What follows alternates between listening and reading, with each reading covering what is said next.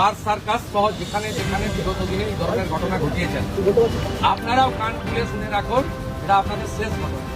এরপরে আর কোনো এই ধরনের অ্যাকশন আমরা করতে দেব না। যদি করেন, আমার থেকে খারাপ কোনো পুলিশ মন্ত্রী হবে।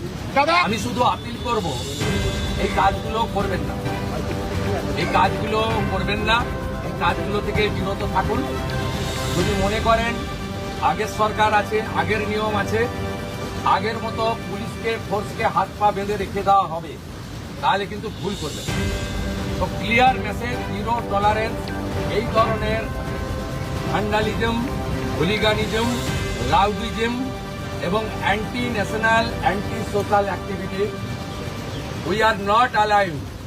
আমি পুলিশ মন্ত্রী, হোম মিনিস্টার হিসেবে লাস্ট ওয়ার্ড বলে গেলাম, একটা পুলিশের গায়ে যদি হাত পড়ে, এই সরকার তার আইন প্রয়োগ করে যতদূর যেতে হয় হবে। তো অ্যারেস্ট নয়, কনভিকশন করানো পর্যন্ত ক্লোজ মনিটরিং করার দায়িত্ব আমাদের।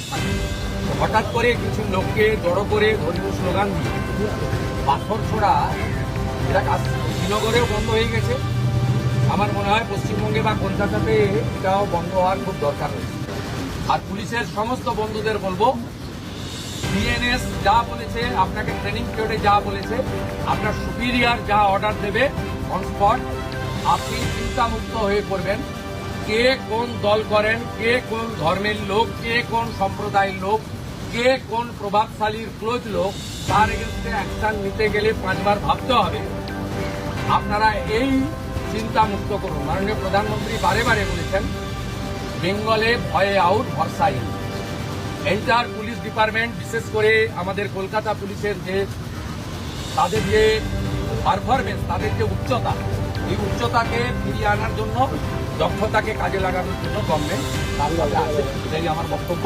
এখানে গতকাল যে আমার পুলিশ বন্ধুরা এবং সিআরপিএফ এর বন্ধুরা আহত হয়েছিলেন, তাদের নাম হচ্ছে Shri Chitradeep Pandey, ACD 3 ACD, inspector Rajesh Kumar Singh, OC Beniapukur PS, PSI 18,159, এটা নম্বর, Shyamal Kumar Ghosh of BRO ACD, constable Shahzada Sheikh, Beniapukur PS, constable Tarun Kumar Das, BRO ACD, CB Anirban Majumdar. এর বাইরেও আমাদের দুজন সিআরপিএফ এর বন্ধুরা, তারাও ইনজোর্ড হয়েছেন।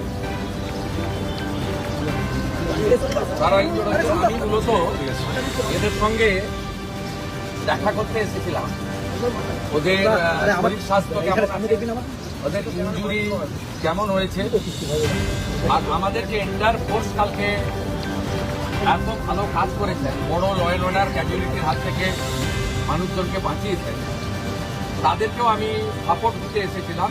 বলেছিলাম গভর্নমেন্ট আপনাদের সঙ্গে আছে, আপনারা law enforcing authority under BNS এবং জনস্বার্থ আপনারা কাজ করবেন ভয়মুক্ত হয়ে। আপনাদের হোম মিনিস্টার তথা চিফ মিনিস্টার আপনাদের সাথে আছে, নগরপালের নেতৃত্বে এন্টায়ার ডিপার্টমেন্ট আপনাদের পাশে আছে। ওদের প্রাইমারি মেডিকেল ট্রিটমেন্ট হয়েছে, 1-2 জনের ইনজুরি হতেও আছে, আমি দেখেছি নিজের সঙ্গে। আমি খুব হ্যাপি, এখানকার ইনভেস্টিগেটিং অফিসার এবং সুপিরিয়র পুলিশ অফিসাররা ইতিমধ্যে 40 জনকে গ্রেপ্তার করেছে এবং নগরপাল নিজে এটাকে, আমাদের সিপি নিজে এটাকে মনিটরিং করছেন। লফুল অ্যাকশন আন্ডার বিএনএস যেটা করার দরকার, আইনগতভাবে তারা করবে। সেটা as a chief minister, home minister আমি বলবো, আইনে যা লেখা আছে সেই অনুযায়ী ব্যবস্থা। জয়নগর আপডেট, সত্যের পাশে, খবরের আগে।